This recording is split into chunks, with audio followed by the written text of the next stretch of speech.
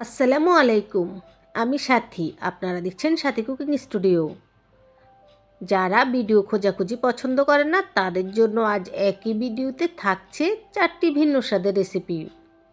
আজকের ভিডিওতে দেখতে পাবেন ভ্যানিলা পাউন্ড কেক, যেটা খেতে হুবহু বেকারির মতো স্বাদ হবে। আটার ফুলকো পাতলা রুটি বানানোর সহজ রেসিপি থাকবে। অল্প সময়ে সহজভাবে মজা করে ভাপা পিঠা বানানোর রেসিপি। আরও থাকছে চিতই পিঠা, ভাতের চাল বা সেদ্ধ চাল দিয়ে ফুলকো জালি জালি চিতই পিঠার সাথে থাকছে 5 রকমের ভর্তা। আশা করছি প্রত্যেকটা রেসিপি প্রত্যেকের ভালো লাগবে। ভালো লাগলে ফ্রেন্ডস ফ্যামিলির সাথে শেয়ার করবেন।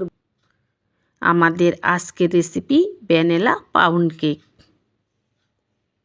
যারা বাসায় বসে হোম ডেলিভারি দিতে চান, কেক নিয়ে বিজনেস করতে চান ও মজার একটি কেক বানিয়ে খেতে চান হুবহু বেকারির মতো, ভ্যানিলা পাউন্ড কেক বানিয়ে খেতে চান, আজকের রেসিপিটা তাদের জন্য।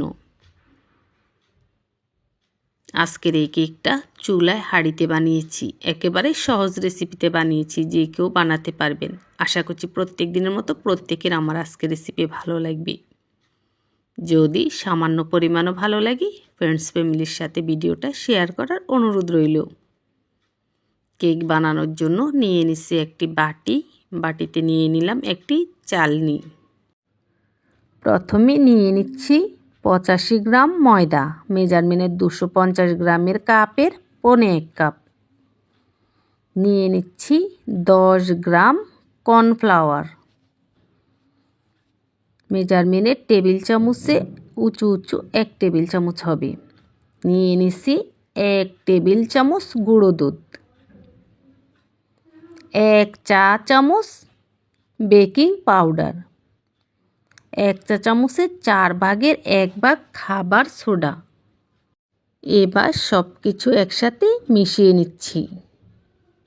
মনে করে এভাবে একটু মিশিয়ে নেবেন, এতে করে কেকের রেজাল্ট ভালো হয়। মেশানো শেষ, এবার এগুলোকে চেলে নিচ্ছি। চেলে নেওয়ার পরে অবশিষ্ট কিছু অংশ থাকে দানা দানা, এগুলো ফেলে দিচ্ছি।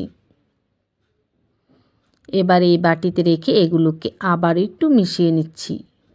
ঠিক একইভাবে আবারও চেলে নিচ্ছি। এ পাত্র থেকে ও পাত্র এভাবে 2 থেকে 3 বার চেলে নেবেন, এতে করে কেকের রেজাল্ট ভালো হয়।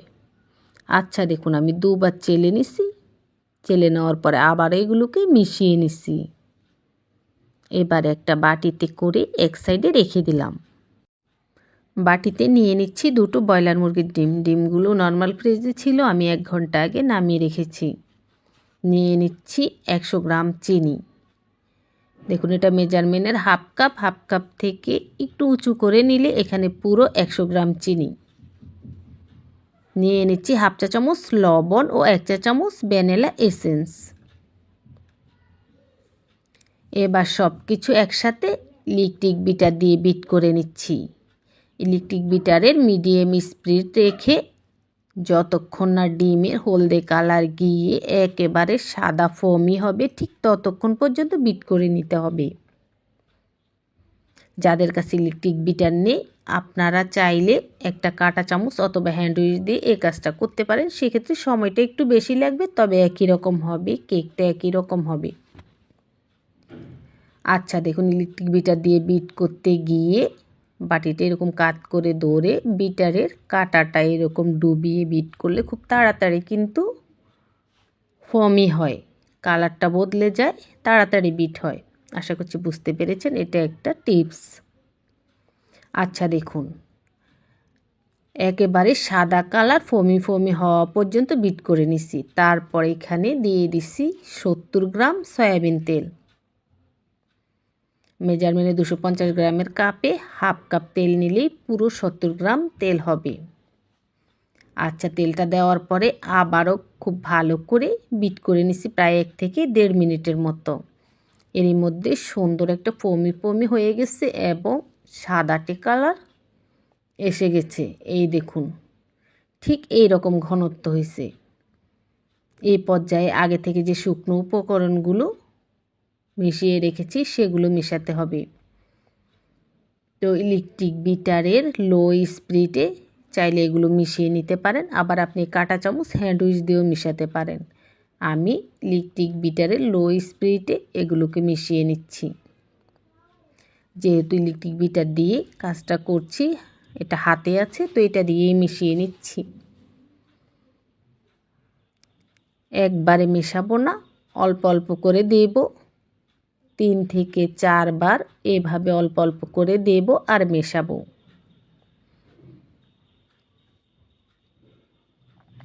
এই তো দেখুন মেশানো শেষ।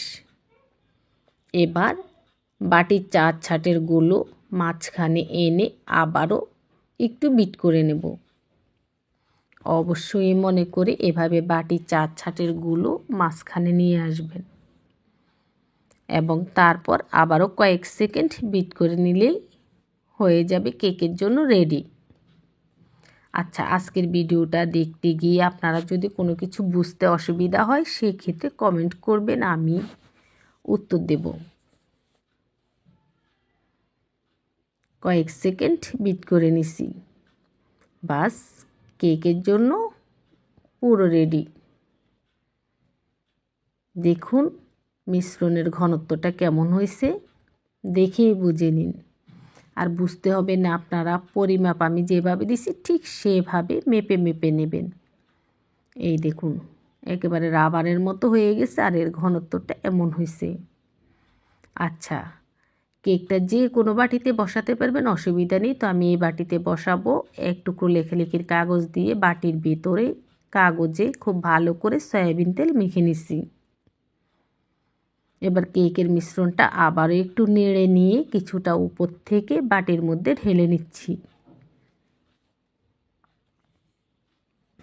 কিছুটা উপর থেকে ঢাললে যেটা হয়, কেকের ভেতরে বাতাস থাকে না, বাতাসটা বের হয়ে যায় বা সরে যায়। আচ্ছা, পুরোটা নেওয়ার পরে এভাবে আলতো করে 2-3টা ঝাঁকানি দিয়ে নিছি, তাহলে কেকটা সমান হবে, উপর থেকে উঁচা নিচা হবে না। এই পাতিলে কেকটা বসাবো। পাতিলের ভিতরে একটা স্ট্যান্ড দিয়ে ঢাকনা দিয়ে চুলার লো আছে, আমি প্রায় 30 মিনিটের মতো পাতিলটা চুলায় বসিয়ে রেখেছি। এবার সেই স্ট্যান্ডের মধ্যে কেকের বাটিটা বসিয়ে দিয়ে ঢাকনাটা দিয়ে দিছি। তারপর চুলার আঁচ লো মিডিয়ামের মাঝামাঝি রেখেছি। একেবারে লো করে দিবেন না, সেই ক্ষেত্রে কেকটা হতে 2 ঘন্টা 2.5 ঘন্টা লেগে যাবে। পাতিলের তলা ছুবে না, এভাবে চুলার আঁচটা কমিয়ে দিয়ে কেকটা পাক্কা 40 মিনিটের জন্য বসিয়ে রাখবেন। 40 মিনিটের আগে ঢাকনা সরাবেন না। 40 মিনিট পরে এই দেখুন আমি ঢাকনা সরিয়েছি। আমার কেকটা আলহামদুলিল্লাহ সুন্দরভাবে হয়ে গেছে, সুন্দর কালারও আসছে। তো চুলার আঁচের কারণে অনেক সময় একটু বেশি লাগতে পারে। আপনারা 40 মিনিটের আগে কিছুতেই ঢাকনা সরাবেন না। 40 মিনিট পর ঢাকনা সরালে যদি দেখেন কেকে এমন কালার আসেনি, আরও কিছুক্ষণ ঢাকনা দিয়ে ঢেকে রেখে দিবেন, অবশ্যই কালার আসবে। আর যে হাঁড়িতেই কেক বসান না কেন ঢাকনাটা সিলভারের দিবেন, তাহলে বেকারের মতো কালার আসবে। আশা করছি বুঝতে পেরেছেন। আচ্ছা দেখুন, 1 টেবিল চামচ ফুটন্ত গরম পানিতে 1 টেবিল চামচ চিনি মিশিয়েছি। খুব ভালো করে মিশিয়ে নিচ্ছি, বাস হয়ে গেল সুগার সিরাপ। এবার গরম গরম কেকের উপরে এই সুগার সিরাপটা এভাবে ব্রাশ করে দিতে হবে। ভালো মানের পাউন্ড কেক যখন আমরা কিনে খাই, দেখবেন উপরটা একটু ভেজা ভেজা লাগে, সুগার সিরাপটা ব্যবহার করে তার জন্যেই। আচ্ছা দেখুন, তো সুগার সিরাপটা ব্যবহার করার পরে কিছুক্ষণ পরেই কিন্তু টেনে যাবে, তখন কেকটা বের করে নেবেন কিছুটা তাপ কমলে। আমি যেহেতু ভিডিওটা ছাড়বো, আমি গরম গরম অবস্থাতেই কেকটা বের করে দেখাচ্ছি। তো গরম গরম অবস্থায় কেক বের করতে গেলে যদি প্লেটে নেন, কেকের উপরের সুন্দর যে কালারটা বেকারির মতো কালার আসছে সেটা প্লেটে লেগে যাবে। তার জন্য দেখুন আমি কি টেকনিকে কেকটা বের করছি, ছুরির উপরে রেখে, যাতে করে ভিজা অবস্থায় কেকটা প্লেটে না লাগে। তাও কিন্তু একটুখানি লেগে গেছে। আচ্ছা যাই হোক, আপনারা কিছুটা ঠান্ডা করে বের করবেন। ঠান্ডা হওয়ার সাথে সাথে উপরে যে সুগার সিরাপটা দেওয়া হয় সেটা টেনে যায়, ভেজা ভেজা ভাবটা থাকে না। আমি তো তাড়াহুড়া করছি তাই গরম গরম বের করে ফেলছি। আচ্ছা দেখুন, কেকটা অনেক তুলতুলে, অনেক সফট হয়েছে, বেকারির কেকের চেয়ে অনেক বেশি ভালো হয়েছে আলহামদুলিল্লাহ। এবার কেকটা কেটে আপনাদেরকে দেখাচ্ছি। তো কেকটা কাটার সময়ও একটা টিপস নিতে পারেন, একটা টুথপিক অথবা কিছু দিয়ে মেপে মেপে কেকটা কাটবেন, তাহলে প্রত্যেকটা টুকরো সমান হবে। আমি ঠিক তেমন করেই একটা টুথপিক দিয়ে কেকটাকে টুকরো টুকরো করে কেটে নিচ্ছি এবং ঠিক মাঝ বরাবর একটি টুকরো নিয়ে আপনাদেরকে দেখাচ্ছি। দেখুন, দেখেই বুঝে নিন কেকটা কেমন হয়েছে। হ্যাঁ বন্ধুরা, সত্যি কথা বলছি, কেকটা অনেক বেশি ভালো হয়েছে। আচ্ছা শুনুন, যারা কেক নিয়ে বিজনেস করতে চান, হোম ডেলিভারি দিতে চান, এভাবে কেক বানিয়ে দিতে পারেন। সবাই ভালো থাকবেন। আজ বানিয়ে দেখাবো আটার ফুলকো রুটি। কীভাবে প্রত্যেকটা রুটি ফুলকো হবে, প্রত্যেকটা রুটি একই সমান হবে, সেই টিপস নিয়ে আজকের এই ভিডিওটা। আশা করছি প্রত্যেক দিনের মতো প্রত্যেকের আমার আজকের রেসিপি ভালো লাগবে। যদি ভালো লাগে চাইলে চ্যানেল সাবস্ক্রাইব করে পাশে থাকা অল বাটন ক্লিক করে রাখতে পারেন, তাহলে আমি যখন যে রেসিপি ছাড়বো সবার আগে আপনি দেখতে পাবেন। চলুন ঝটপট ঝামেলা ছাড়া কিভাবে আটার ফুলকো রুটিটা বানাবেন সেটা দেখাচ্ছি। প্রথমে আমি হাঁড়িতে নিয়ে নিচ্ছি মেজারমেন্ট কাপে একেবারে ভরে ভরে 2 কাপ পানি। এটা নর্মাল পানিটা নিয়ে নিচ্ছি 1 টেবিল চামচ সয়াবিন তেল, নিয়ে নিচ্ছি হাফ চা চামচ, একটু কম হবে লবণটা নিজেদের পছন্দ মতো দেওয়া যাবে। তারপর চুলার আঁচটা জ্বালিয়ে দিছি, দিয়ে পানিটা একটু নাড়াচাড়া করে অপেক্ষা করেছি বলক আসা পর্যন্ত। এই তো পানির বলক চলে আসছে। এবার যে কাপে করে 2 কাপ পানি নিছি, সে কাপে করে 2 কাপ আটা দিয়ে দিলাম এই ফুটন্ত গরম পানির মধ্যে, দিয়ে সঙ্গে সঙ্গে চুলার আঁচটা একেবারে লো করে দিছি। তারপর একটা কাঠি দিয়ে নাড়াচাড়া করে পানির সাথে আটাটাকে মিশিয়ে নিচ্ছি। চুলার আঁচটা এ পর্যায়ে অবশ্যই লো করতে ভুলবেন না। লো না করলে কিন্তু আটাটা পারফেক্টভাবে হবে না, নিচ থেকে পুড়ে যাবে। আচ্ছা দেখুন, নাড়াচাড়া করে মিশিয়ে নিচ্ছি, একেবারে সুন্দরভাবে পানির সাথে আটাটা মিশে গেছে। পানির পরিমাপ বা আটা মাপামাপির কোনো ঝামেলা নেই, এভাবে যদি মেপে দেন। এবার চুলার আঁচটা পুরো নিভিয়ে দিছি, দিয়ে ঢাকনা দিয়ে ঢেকে এই আটাগুলো কিছুটা ঠান্ডা হওয়া পর্যন্ত অপেক্ষা করছি। কিছুক্ষণ পরে দেখুন আটাগুলোর তাপ কমে গেছে, কিছুটা ঠান্ডা হয়ে গেছে। এবার আর আলাদা প্লেটে বা বাটিতে নিচ্ছি না, এই পাতিলে রেখেই এই আটাটাকে আমি ভালো করে মথে নিচ্ছি। হাতের তালু দিয়ে ভালো করে চেপে চেপে সুন্দর করে আটাটাকে আমি মথে নিচ্ছি। এই দেখুন,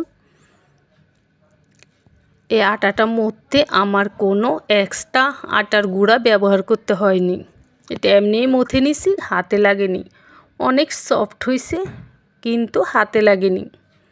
এবার আমি যে কটা রুটি বানাবো সে কটা ভাগে সমান করে ভাগ করে নিচ্ছি। দেখুন আমি 10টা ভাগে ভাগ করে নিচ্ছি। এবার একটি ভাগ নিয়ে রুটি বানাবো, বাকি ভাগগুলো ঢাকনা দিয়ে ঢেকে এক সাইডে রেখে দেব। যতবারে রুটি বানানোর জন্য একটি করে গোলা নিব, ততবারে আবার বাকি গোলাগুলো ঢাকনা দিয়ে ঢেকে রেখে দেব। এবার দেখুন একটা গোলা দিয়ে রুটি বানিয়ে দেখাচ্ছি। রুটি বেলা পিঁড়ার উপর নিয়ে ভালো করে হাত দিয়ে একটু মথে নিচ্ছি আবারও, তারপর গোল করে নিচ্ছি। এবার সামান্য আটা এপিট ওপিট করে দিয়ে তারপরে বেলুন দিয়ে আলতো করে পিঠাটা বেলে নিচ্ছি। এবার আসছি সেই টিপসে, কিভাবে প্রত্যেকটা রুটি সমান হবে এবং ফুলকো হবে। তো প্রথমে প্রত্যেকটা রুটি সমান করে নেওয়ার টিপসটা দিয়ে দিচ্ছি। এভাবে যদি সমান করে আটার গোলা নেন, তাহলে রুটি বেললে প্রত্যেকটা রুটি একই সমান পাতলা হবে এবং সমান হবে। তারপরও দেখা যায় অনেকে আরও বেশি গোল রুটি পছন্দ করে, বা প্রত্যেকটা রুটি একই সমান হওয়া চাই এই রকম পছন্দ করে। তো তাদের জন্য আমার আজকের এই টিপসটা আশা করছি ভালো লাগবে। দেখুন তো আমি পাতলা করে রুটিটা বেলে নিচ্ছি। আর এভাবে আটা করলে রুটি বেলতে একটু চাপাচাপি করা লাগে না, আলতোভাবে বেললেই কিন্তু খুব সহজে বেলা যায়। যতগুলো রুটি বেলেন আপনার একটু ক্লান্তি লাগবে না, খুব ভালো লাগবে। আচ্ছা দেখুন এই যে এরকম পাতলা করে রুটিটা বেলে নিচ্ছি। রুটিটা কিন্তু খুব গোল হয়েছে, খুব সুন্দর হয়েছে। তারপরেও প্রত্যেকটা রুটি সমান করার জন্য দেখুন আমি 7 ইঞ্চি সাইজের একটা টিফিন বাটি নিয়ে নিছি। এটা দিয়ে রুটিটাকে কেটে নিচ্ছি। এতে করে রুটিটা একদম গোল হবে, প্রত্যেকটা রুটি একই সমান হবে, দেখতে ভালো দেখা যাবে। আর সাইডের এগুলো সরিয়ে নিচ্ছি, এগুলো দিয়ে পরে আবারও রুটি বানিয়ে নিব। তো রুটি গোল করার এবং একই সমান করার এই টিপসটা খুবই সহজ। যারা এই রকম প্রত্যেকটা রুটি একই সমান পাতলা রুটি, ফুলকো রুটি খেতে পছন্দ করেন, তারা চাইলে আজকের এই টিপসটা কাজে লাগাতে পারবেন। তো আমি একইভাবে সবগুলো রুটি বানিয়ে এই প্লেটে নিয়ে নিছি। এভাবে একটার উপর একটা নিলে এই রুটিগুলো লাগবে না, কারণ আমি আটাটা যেভাবে করেছি এভাবে রুটিগুলো খুব পাতলা করে বেলা যায়, হাতে লাগে না, এবং একসাথে অনেকগুলো রুটি রাখলে এগুলো একটার গায়ে একটা লাগে না। আচ্ছা, এবার রুটিটা আমি ভেজে দেখাচ্ছি কীভাবে ফুলকো করবেন, মনোযোগ দিয়ে দেখুন। চুলার আঁচটা একেবারে হাইতে করে জ্বালিয়ে দিছি। তাওয়াটা যখন গরম হয়ে গেছে রুটিটা দিয়ে দিছি। তারপর রুটির এক সাইড যখন ভালোভাবে হয়ে যাবে তখন উল্টে দিতে হবে। এভাবে দু একটা উল্টানি দিলেই রুটিটা দেখবেন নিচে থেকেই একদম ফুলে এরকম বালিশের মতো হয়ে গেছে। বাস এই তো, এভাবেই বাজারের দোকানের কেনা খোলা যে সাদা আটাটা, সে আটা দিয়ে আমি এত সুন্দর এই ফুলকো রুটিগুলো বানিয়ে নিছি। প্রত্যেকটা রুটি সমান হয়েছে, প্রত্যেকটা রুটি ফুলকো হয়েছে, এবং এই রুটিটা খেতে অনেক সফট হবে। আল্লাহ হাফেজ।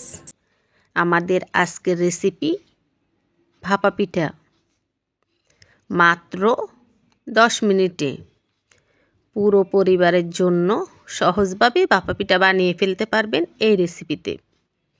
আশা করছি প্রত্যেক দিনের মতো প্রত্যেকের আমার আজকের রেসিপি ভালো লাগবে। যদি সামান্য পরিমাণও ভালো লাগে, ফ্রেন্ডস ফ্যামিলির সাথে ভিডিওটা শেয়ার করার অনুরোধ রইল। চলুন কোনো প্রকার ঝামেলা ছাড়া একেবারে পারফেক্ট রেসিপিতে ভাপা পিঠাটা বানিয়ে দেখাচ্ছি। ভিডিওটার প্রথম থেকে শেষ পর্যন্ত মনোযোগ সহকারে দেখবেন। ভাপা পিঠা বানানোর জন্য প্রথমে আমি নিয়ে নিচ্ছি 1 বাটি সেদ্ধ চালের গুঁড়া। সেদ্ধ চালের গুঁড়ো দিয়ে ভাপা পিঠা বানালে ভাপা পিঠা 2-3 দিন ধরে রেখে খেলেও শক্ত হয় না, সফট থাকে, আর এই ভাপা পিঠা অনেক মজা। নিয়ে নিচ্ছি 1/2 চা চামচ লবণ। লবণ চালের গুঁড়ার সাথে খুব ভালো করে মিশিয়ে নিচ্ছি। অবশ্যই লবণটা এভাবে একটু আগে ভালো করে মিশিয়ে নেবেন, না হলে কোথাও লবণ কটা থাকবে, কোথাও লবণ কম হবে। আচ্ছা দেখুন, এবার নিয়ে নিচ্ছি খেজুরের গুড়। এই গুড়টাকে আমি 1 চাকা গুড়ের সাথে 1 কাপের মতো পানি দিয়ে তারপর চুলায় রেখে লো আঁচ দিয়ে রেখেছি। গুড়টা গলে গেছে, তারপর খুব ভালো করে ঠান্ডা করে নিছি, সেই গুড়টা এখানে মেশাচ্ছি। আচ্ছা, এখানে অল্প অল্প করে গুড় দিতে হবে আর মেশাতে হবে। তো আমি মেজারমেন্টের 250 গ্রামের কাপের যে 1/3 কাপটা আছে, সে 1/3 কাপটা দিয়ে মোট দুবারে 2/3 কাপ খেজুরের গুড় দিছি। আর গুড়টা কিন্তু ঘন হতে হবে, না হলে আবার পিঠার মধ্যে মিষ্টি কম হয়ে যাবে। আশা করছি সবাই বুঝতে পেরেছেন। আচ্ছা দেখুন, গুড়টা খুব ভালো করে এই চালের গুঁড়োগুলোর সাথে আমি মিশিয়ে নিছি। চালের গুঁড়োর সাথে গুড় ভালো করে মেশানোর পরে দেখবেন চালের গুঁড়াগুলো একেবারে ভেজা ভেজা হয়ে যাবে, মুট করে ধরলে জমাট বেঁধে যাবে। ঠিক এই রকম করে গুড় দিয়ে ভেজা ভেজা করতে হবে। যারা এই পদ্ধতিতে ভাপা পিঠা বানাবেন, এটা শুধু তাদের জন্যই দেখুন। আর এইভাবে ভাপা পিঠা যে কী স্বাদ, যারা খাননি তারা বুঝবেন না, যারা খেয়েছেন তারা বুঝবেন। আচ্ছা, তো মেশানো শেষ। এই দেখুন একেবারে ভেজা ভেজা হয়ে গেছে।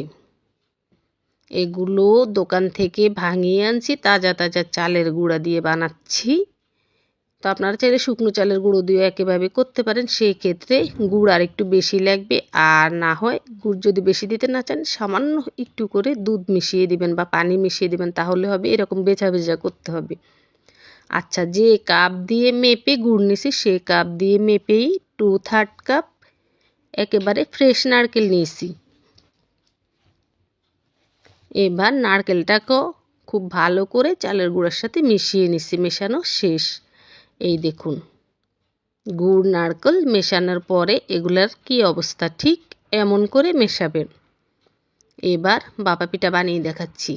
আমি আজকে রাইস কুকারে বানাবো। এটা রাইস কুকারের জালিটা, একটা টিপস দিয়ে দিচ্ছি। এই জালিটা পুড়ে একটু এখান দিয়ে নষ্ট হয়ে গেছে, তো আমি কস্টেপ করে নিছি। বুদ্ধি থাকলে এভাবেও কিন্তু ভাঙ্গা জিনিস কাজে লাগানো যায়। সহজ টিপস দিয়ে দিলাম সকলে। আচ্ছা দেখুন, এই রাইস কুকারের এই জালির উপরে আমি একটা নেট কাপড় বসিয়ে দিছি। তার উপরে মিশিয়ে নেওয়া বাপা পিঠার জন্য যে চালের গুঁড়োগুলো রেডি করেছি সবগুলো দিয়ে দিছি। তারপর একটা চামচ দিয়ে উপর থেকে এরকম সমান করে নিচ্ছি। এই সমান করার টাইমে আলতোভাবে করতে হবে, বেশি চাপ দেওয়া যাবে না, তাহলে পিঠার স্বাদ লাগবে না। এবার আবারও উপর থেকে কিছুটা নারকেল দিয়ে দিচ্ছি। আপনি চাইলে কিছুটা গুঁড়ও দিতে পারেন, তো আমি মিষ্টির চেয়ে বেশি খাবো না, তাই উপর থেকে আর গুড় দিনে শুধু নারকেল দিছি। তারপর নেট কাপড়টা গোল করে উপরে তুলে দিলাম। দেখুন, রাইস কুকারে পানি দিয়ে, রাইস কুকারের 4 ভাগের 1 ভাগ হবে পানি দিয়ে চুলার উপর বসিয়ে দিছি। তারপর পিঠার জালিটা বসিয়ে দিলাম। এভাবে পিঠা বানাবেন। আমি 10 মিনিট বলছি, পুরো 10 মিনিট লাগবে না, মনে হয় 5 মিনিটেই হয়ে যায়, 5-6 মিনিটের মধ্যে। আচ্ছা, তারপর ঢাকনাটা দিয়ে দিছি। ঢাকনার উপরে একটা ছিদ্র ছিল, ছিদ্রটা বন্ধ করে দিছি। এবার চুলার আঁচ প্রথমে হাইতে করে 2 মিনিটের মতো এবং তারপর মিডিয়াম আঁচ রাখবো। এভাবে ঘড়ি ধরে পাক্কা 10 মিনিট এই পিঠাটা এভাবে ভাপ দিয়ে নিব। বড় পিঠা, তাই 10 মিনিট রাখলাম। যেহেতু 5-6 মিনিটে হয়ে যাবে আমি জানি, তারপরও 10 মিনিট রাখছি এই জন্য, যাতে করে পারফেক্টভাবে হয়, কোথাও কাঁচা থেকে না যায়। তো 10 মিনিট শেষ, ঢাকনাটা সরিয়ে নিচ্ছি। এই দেখুন পিঠাটা হয়ে গেছে। পিঠাটা হয়ে গেছে কিভাবে বুঝবেন আপনি? পিঠাটা যখন আপনি এভাবে ধরে দেখবেন, দেখবেন যে জমাট বেঁধে গেছে, মানে পিঠাটা হয়ে গেছে। এবার পিঠাটা বের করে নিলাম একটা প্লেট দিয়ে উল্টো করে, এবং তারপর আবারও আরেকটা প্লেটে উল্টো করে নিচ্ছি। এই তো মাশাআল্লাহ, আলহামদুলিল্লাহ, পিঠাটা অনেক কিউট হয়েছে। দেখুন, উপর থেকে যদি আপনি গুড় খেতে চান, আর একটু গুড় দিলে দেখতে আরও ভালো দেখা যাবে, আরও লোভনীয় লাগবে। আমি যেহেতু মিষ্টি কম খাবো, তার জন্য উপর থেকে আর গুড় দিই না। আচ্ছা, এবার পিঠাটাকে পিস পিস করে কেটে নিছি।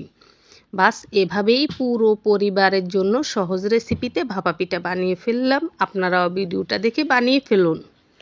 ভিডিওটা ভালো লাগলে ফ্রেন্ডস ফ্যামিলির সাথে শেয়ার করে দেবেন। আল্লাহ হাফেজ। আপনারা দেখছেন সাথী কুকিং স্টুডিও। আমাদের আজকের রেসিপি ফুলকো জালি জালি চিতই পিঠা, সেই সাথে থাকছে চিতই পিঠা খাওয়ার জন্য 5 রকমের ভর্তা।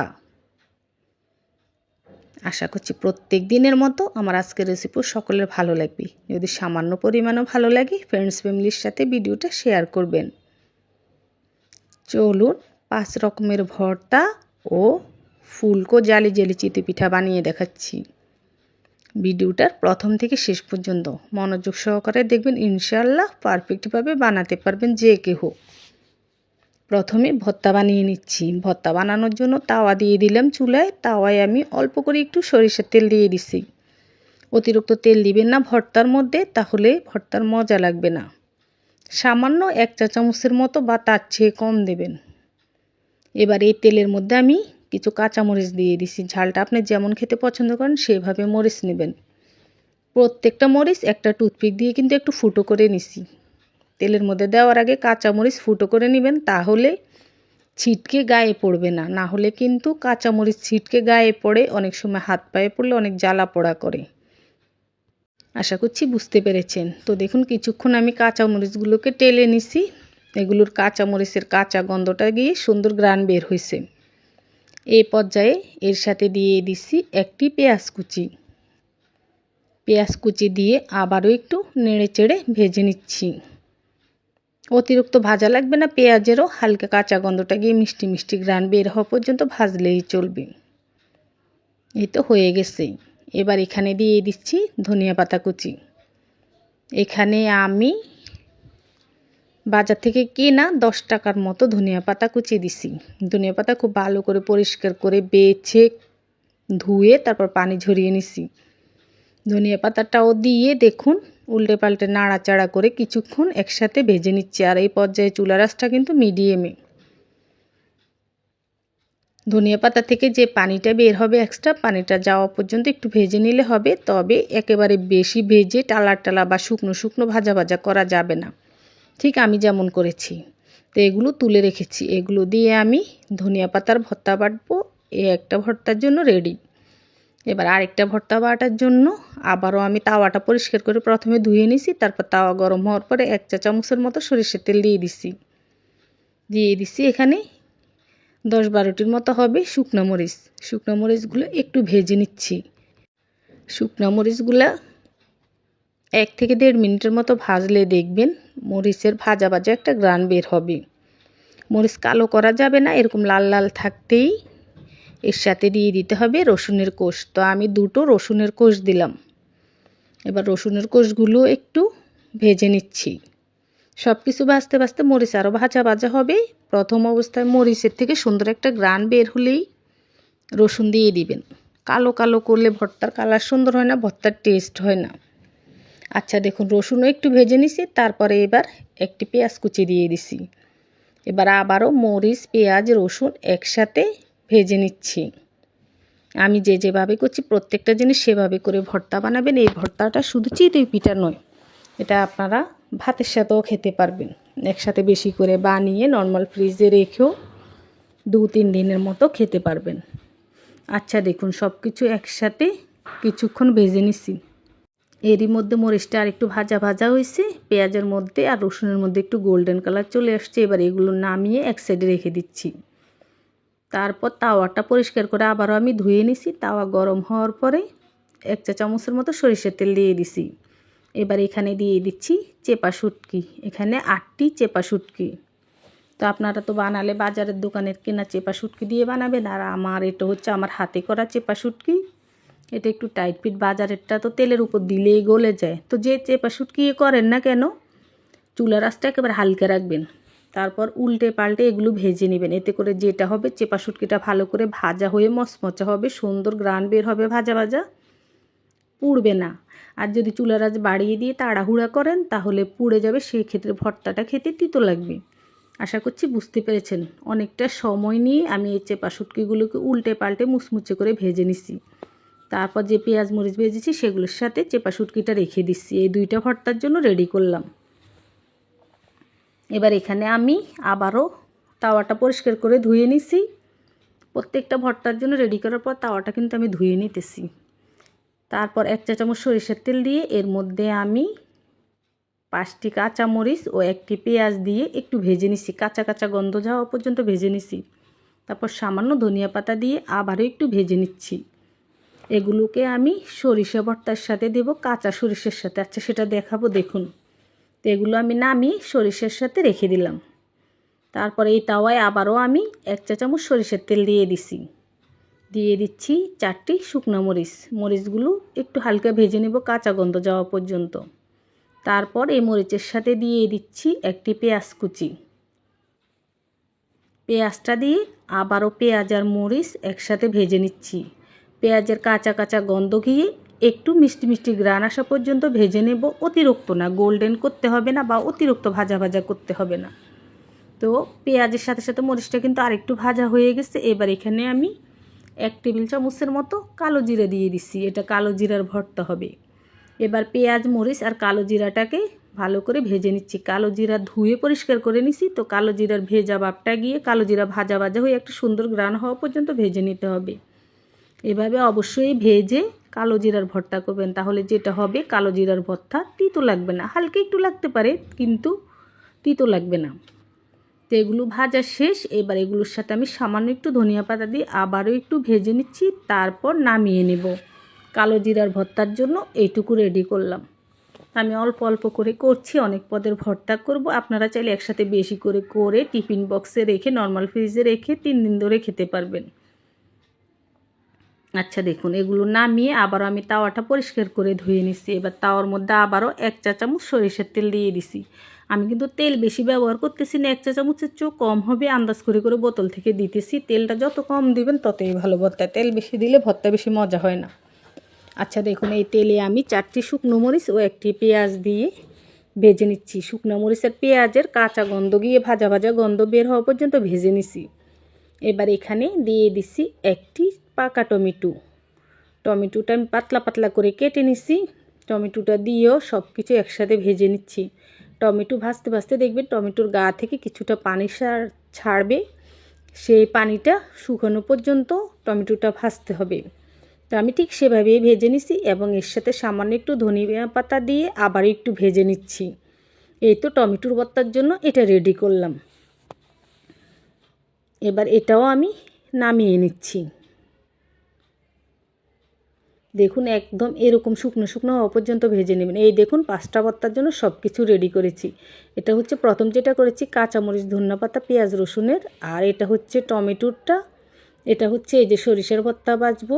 এটা হলুদ সরিষা, আমি 2 টেবিল চামচ সরিষা পরিষ্কার করে ধুয়ে নিছি। এটার সাথে পেঁয়াজ মরিচ যেটা ভেজেছি সেটা রাখছি। চেপা শুটকিটা আর কালো জিরাটা 5টা এক জায়গায়। এবার এই সব কিছুর সাথে পরিমাণ মতো লবণ দিব। পরিমাণ মতো বলতে অনেকে বুঝে না, তাই বলছি আপনি এতটুকু ভর্তায় যে এরকম লবণ খেতে পছন্দ করেন ঠিক সেই রকম অল্প অল্প লবণ দেবেন আপনার পছন্দ অনুযায়ী। তা আমি সব কিছুতে আমার পছন্দ অনুযায়ী একটু একটু লবণ দিয়ে দিছি। এবার যদি ব্লেন্ডার জগে আপনি ভর্তাটা বাটতে চান, ব্লেন্ডার করে ভর্তাটা বেটে নিতে পারেন। তবে আমার ছোট ব্লেন্ডার জগটা নষ্ট হয়ে গেছে, আমি সব ভর্তা পাটায় পিষে বেটে নিচ্ছি। এই তো দেখুন ধনিয়া পাতার ভর্তাটা বেটে একটা বাটিতে নিছি, তারপর চেপা শুটকির ভর্তাটা বেটে নিছি। এটা হচ্ছে সরিষার ভর্তা, সাথে ধনিয়া পাতা দিছি, তাই কালারটা একটু সবুজ আসছে। আর এটা হচ্ছে টমেটোর ভর্তা, এটাও আমি পাটায় পিষে নিছি। এটা হচ্ছে কালো জিরার ভর্তা। এই তো এভাবেই এই 5টি ভর্তা হয়ে গেছে আলহামদুলিল্লাহ। এই ভর্তাটা আপনারা এভাবে বানিয়ে খাবেন, যাকে খাওয়াবেন সেও প্রশংসা করবে, আপনি নিজেও অবাক হয়ে যাবেন। এই পদ্ধতিতে এই ভর্তাগুলো বানিয়ে চিতই পিঠা দিয়েও খেতে পারবেন, ভাতের সাথেও খেতে পারবেন। তো ভর্তা বানানো দেখানো হয়ে গেছে। এবার আপনাদেরকে দেখাবো ফুলকো তুলতুলে চিতই পিঠা বানিয়ে। দেখুন চিতই পিঠা আমি এর আগেও ছেড়েছি, আপনারা দেখেছেন। আমার প্রত্যেকটা চিতই পিঠা পারফেক্ট হয়, কিন্তু সবাই আবার কমেন্টও করেছেন। তো আজকের পিঠাটা আমি একেবারে আলাদাভাবে দেখাচ্ছি। কোনো প্রকার বেকিং পাউডার, বেকিং সোডা কিচ্ছু ব্যবহার করব না। আচ্ছা দেখুন, এখানে আমি পুরো 1 কেজি ভাতের চাল নিয়ে নিছি, যেটাকে সেদ্ধ চাল বলে, ভাতের চাল। আপনি যে চালের ভাতে খান সেই চালটা নিতে পারবেন, সেদ্ধ চাল। এবার এই চালগুলোকে একটু নাড়াচাড়া করে পানির সাথে ভালো করে ভিজিয়ে নিছি। তারপর আমি ঘড়ি ধরে পাক্কা 8 ঘন্টা এই পানিতে ভিজিয়ে রাখবো। যদি আপনার আশেপাশে চাল ভাঙানো মানে চালের গুঁড়া করার কোনো মেশিন থাকে, বা আপনি যদি ব্লেন্ডার জগে চালটা গুঁড়ো করতে চান, সেক্ষেত্রে 1 ঘন্টা ভিজিয়ে রেখে তারপর শুকনো করে গুঁড়ো করে নিতে পারেন, বা কোনো চালের গুঁড়া ভাঙানোর মেশিন থাকলে সেখান থেকে ভাঙিয়ে নিতে পারেন। এভাবে বানালেও এই চিতই পিঠাটা হবে।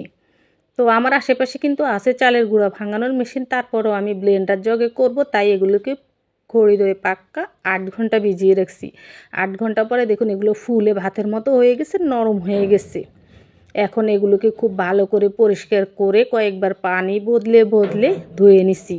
এই যে দেখুন, এবার যেটা করব, অল্প অল্প করে চাল ব্লেন্ডার জগে নিয়ে সাথে অল্প অল্প করে পানি দিয়ে এগুলোকে ব্লেন্ডার করে একটা বলে নিয়ে নিছি। এই দেখুন সবগুলো চাল ব্লেন্ডার করে নিছি। এই যে অল্প অল্প পানি দিছি, বেশি পানি দিবেন না, সেক্ষেত্রে পাতলা হয়ে যেতে পারে। অল্প অল্প পানি মানে যতটুকু পানি দিলে আপনার এগুলো ব্লেন্ডার করতে সুবিধা হয়, বুঝে বুঝে অল্প অল্প পানি দিয়ে করবেন। তো আমি এভাবে করে নিছি, দেখুন অনেক ঘন কিন্তু এখনও। আর এভাবে ব্লেন্ডার করার পরে একটু দানা দানা লাগতে পারে, এতে কোনো অসুবিধা নেই। একেবারে মিহিন হতে হবে সেরকম কিচ্ছু নেই। এইরকম একটু দানা দানা থাকলে অসুবিধা নেই, মিহিন হলেও অসুবিধা নেই। তো দেখুন এবার আমি এই চালের আটার সাথে দিয়ে দিব ডিম। আমি 2টো ব্রয়লার মুরগির ডিম নিয়ে নিচ্ছি।